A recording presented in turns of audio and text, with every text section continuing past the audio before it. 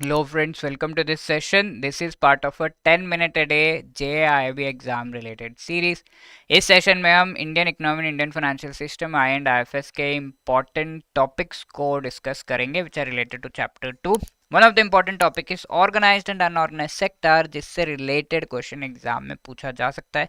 ये module A का important chapter है, चैप्टर 2 उसका एक टॉपिक है. Okay, so let us begin discussing.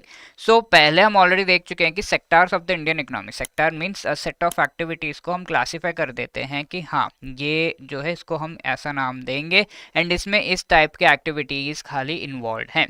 तो sectors of the Indian economy को क्लासिफाई किया गया था पहले based upon the economic activities जो उसमें हो रहे हैं. अब नेक्स्ट क्लासिफिकेशन की हम इस सेशन में बात कर रहे हैं which is based upon the job terms and security.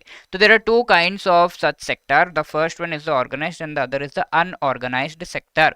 तो ऑर्गेनाइज्ड सेक्टर में क्या होता है and if we take an example, we can take the example of chairman of SBI.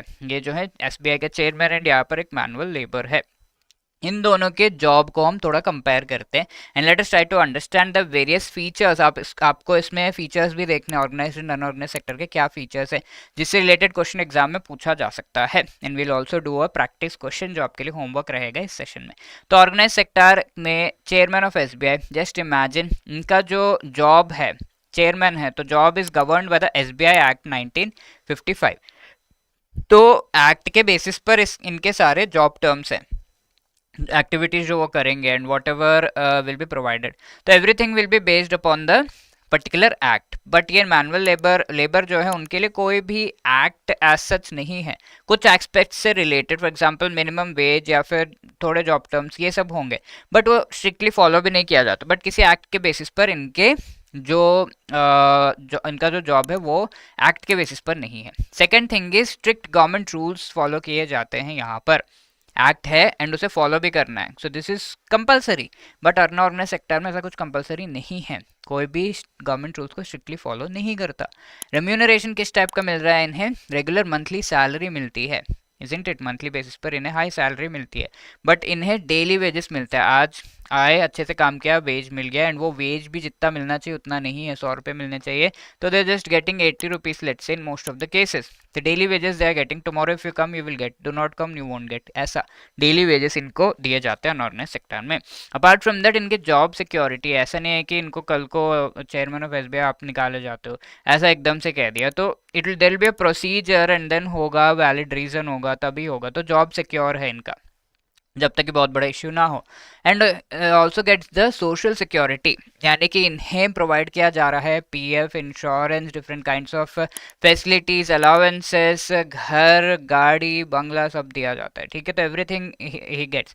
But on the other hand ये जो labour है इनकी कोई भी जॉब सिक्योरिटी नहीं. आज हो कल सही से काम नहीं किया, थोड़ा दूर से बोल दिया कल मत आना, okay, from tomorrow no need to come, ये उनको सीधा सीधा कह दिया जाता है. Obviously there is no job security and neither there is any social security. कोई PF, कोई पेंशन, ये सब कंपलसरीली उन्हें नहीं मिलता है. कोई भी तरह का अलावेंस उन्हें नहीं मिलेगा. कोई लीव टाइप की चीज़ ही उनको नहीं जो है अलाउ की जाती होगी. These are the things. Apart from that इनके वर्किंग आवर्स फिक्स्ड. ऐसा नहीं है कि बहुत ही एक्सटेंड कर रहे हैं एकदम दिन रात, बट इनके वर्किंग आवर्स बिल्कुल भी फिक्स्ड नहीं है. They can be called at any time, removed at any time, and कुछ भी एक्सटेंड हो जाएगा एंड उसका प्रॉपर रेम्यूनरेशन भी उन्हें शायद ना मिले. सैलरी गवर्नमेंट के हिसाब से इनकी होती है एंड इंक्रीमेंट्स वगैरह होते हैं. बट इनका सैलरी जो है गवर्नमेंट ने जितना प्रिस्क्राइब किया है उससे कम ही सुपरवाइजर देगा उनको. Okay, in most of the cases increment in a while इनकी हो जाती है. हाँ, based upon performance and everything assess करके इंक्रीमेंट करते हैं. बट इनका इंक्रीमेंट का नाम का कोई चीज़ है ही नहीं, बिकॉज रेगुलर जॉब में शायद ही है ये. इंक्रीमेंट रेयरली होती है एंड ऑल्सो यहाँ पर हम कह सकते हैं कि कोई एड ऑन बेनिफिट्स नहीं है. LTC लीव, ट्रैवल अलाउंस हो गया, मेडिकल फैसिलिटीज़ वगैरह इनको मिल रहे हैं, बट इनको कोई भी ऐसी चीज़ नहीं मिलती है. एंड ऑल्सो ये जनरली ऐसा सेक्टर है, ऐसी कंपनीज है जो कि रजिस्टर्ड भी नहीं होंगे. ज़्यादातर कंस्ट्रक्शन कंपनीज शायद ही रजिस्टर्ड होंगे सही से. That is the thing. तो that is we can say stable and consistent होता है organise sector. Unorganise sector unstable and inconsistent होता है. Stable is job terms defined है, सब कुछ डिफाइंड उसके बेसिस पे होगा. कंसिस्टेंट है, आगे चेंजेस जो है वो बेस्ड अपॉन ज़्यादा लंबा चौड़ा प्रोसीजर के बेसिस पर ही होगा। यहाँ पर अनस्टेबल है बिकॉज कभी भी निकाला जा सकता है, कोई भी चेंजेस इनके जॉब टर्म्स में किए जा सकते हैं very easily.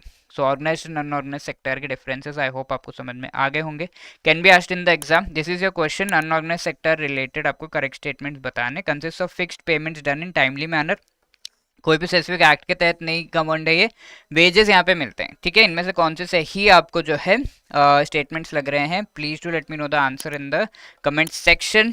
And if you need guidance then we have the master course, हमारा मास्टर कोर्स अभी प्रेजेंटली रनिंग है, जिसमें लेट से आपके पास टाइम कम है एंड आपको जो है और अच्छी तरीके से प्रिपेयर करना है, तो you can be part of that master course, उसको आप ज्वाइन कर सकते हैं, यू कैन अवेल दैट। इसमें आपको प्रोवाइड किया जा रहा है recorded videos along with that test है, each and every chapter wise आपको टेस्ट प्रोवाइड किया जा रहा है, आपको नोट्स भी प्रोवाइड किए जा रहे हैं each and every chapter wise, short notes which you can use for revision before the exam. Also full length mock test है, जहाँ पर फुल सिलेबस के टेस्ट आपको प्रोवाइड किए जा रहे हैं which you can take help of. थोड़ा सिलेबस आपका कंप्लीट हो गया तो you can attempt the test and see कि कितना लेवल ऑफ प्रिपरेशन है। एंड बिफोर द एग्जाम आपको रिवाइज करने के लिए लाइव क्लासेस, जी हाँ लाइव क्लासेस के थ्रू बिफोर द एग्जाम आपको सारा सिलेबस जो है रिवाइज करवाया जाता है। Okay, so can be part of this, चारों कंपोनेंट रिलेटेड है एंड साथ के साथ इंडिविजुअल कंपोनेंट का भी हमारे पास जो है master course available, so can be part of it. Click on the link given in the description and all the best for preparation.